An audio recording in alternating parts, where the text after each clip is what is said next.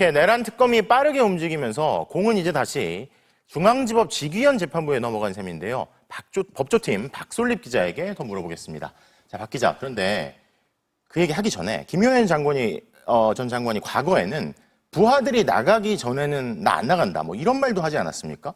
네, 맞습니다. 앞서 김용현 전 장관은 지난 1월에 이어 4월에도 보석을 청구했습니다. 그런데 이달 초 돌연 보석 청구를 취하한 건데요. 네.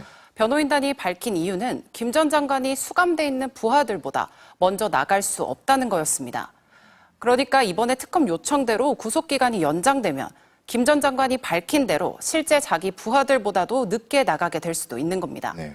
그런데 막상 그런 상황에 몰리자 김 전 장관이 조은석 특검을 직권남용 혐의로 고발하는 등 지금 강하게 반발하고 있는 상황입니다. 그 상황을 종합해보면 마치 부하들과 비슷할 때 풀려날 걸 알기라도 했다는 듯이 약간 자신감에 찬 느낌이었다고 할까요? 그러다가 이제 와서 앞뒤가 안 맞는 것 같은데, 자, 그러면 결국 김용현 전 장관이 풀려나느냐, 이 문제 역시 아까 말씀드렸다시피 중앙지법 직위원 재판부 결정에 달려있을 가능성이 현재로서는 큰 상태인 거죠?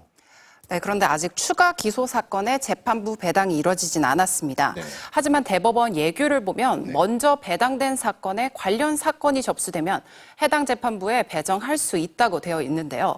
아무래도 내란 전담인 직위원 부장판사 재판부로 이번 추가 기소 사건도 합쳐지지 않겠냐는 전망이 우세한 겁니다. 직위원 판사는 김 전 장관을 그냥 내보내면 안 된다는 검찰 요청을 받아들여 관련자 접촉 금지 등 조건을 달아 보석 결정을 내리기도 했습니다.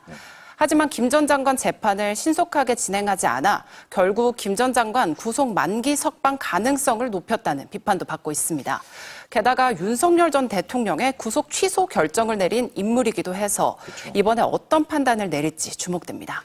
자, 내란 수괴 혐의 피의자를 풀어준 재판부가 지금 특검이 추가 기소까지 했고, 아까 보니까 보석 결정을 취소해달라, 그리고 추가 구속영장 발부를 촉구한다, 이 서면까지 특검이 보냈다는 거 아니에요.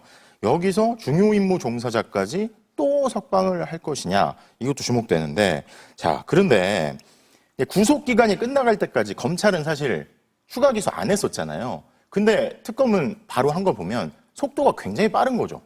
저희가 그동안은 특검이 본격적으로 출범하는 건 다음 달 초에야 이뤄질 수 있다, 이렇게 말씀을 드렸는데요. 네. 그건 특검법에 명시된 준비기간 20일 동안 사무실도 마련하고 수사팀도 꾸리면서 시간을 보내야 하기 때문입니다. 그런데 이번 내란 특검은 이 시간표를 2주가량 앞당겼습니다. 네. 그렇다 보니 다른 특검들 역시 수사 준비 기간에 구애받지 않고 다음 주부터 본격적인 수사에 착수할 수 있다는 전망도 나옵니다.